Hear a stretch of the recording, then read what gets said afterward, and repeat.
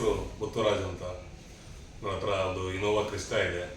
ಮೊದಲು 2020 ಮಾಡಲು Innova Crysta ಇತ್ತು. ಅದನ್ನು ಮೊನ್ನೆ ರೀಸೆಂಟಾಗಿ ಸೇಲ್ ಮಾಡಿ 22 ಮಾಡಲು ಗಾಡಿ ಇನೋವಾ ಕ್ರಿಸ್ಟಾನ ತಗೊಂಡಿದ್ದೀವಿ. ಇನ್ನೊಂದು 24ಅಲ್ಲಿ ಒಂದು ಇನೋವಾ ಐ ಕ್ರಾಸ್ ಹೈಬ್ರಿಡ್ ತಗೊಂಡಿದ್ದೀವಿ.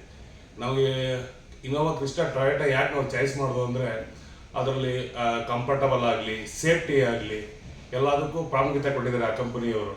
ನನಗೆ ಬರೋ ನಮ್ಮದು ಕಮರ್ಷಿಯಲ್ ವೆಹಿಕಲ್ ಆದ್ದರಿಂದ ನನಗೆ ಬರೋ ಕಸ್ಟಮರ್ಗಳು ಅಷ್ಟೇ ಹೇಳಿದ್ದಾರೆ, ಕಂಫರ್ಟಬಲ್ ಆಗಿದೆ, ಚೆನ್ನಾಗಿದೆ, ಆರಾಮಾಗಿದೆ.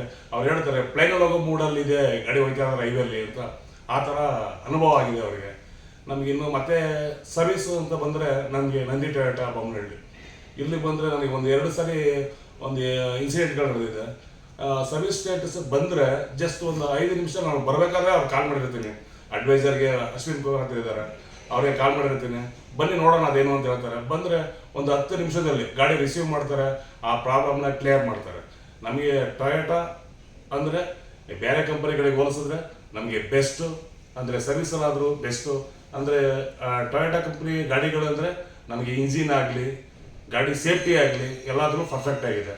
ನಮಗೆ ಇವಾಗಲೂ ಮುಂದೆ ಫ್ಯೂಚರ್ಗೂ ಯಾವುದೇ ಬಂದ್ರೂ ನಾವು ಟೊಯೋಟಾಗೆ ಆಯ್ಕೆ ಮಾಡ್ಕೊತೀವಿ. ಧನ್ಯವಾದಗಳು, ನಮಸ್ಕಾರ.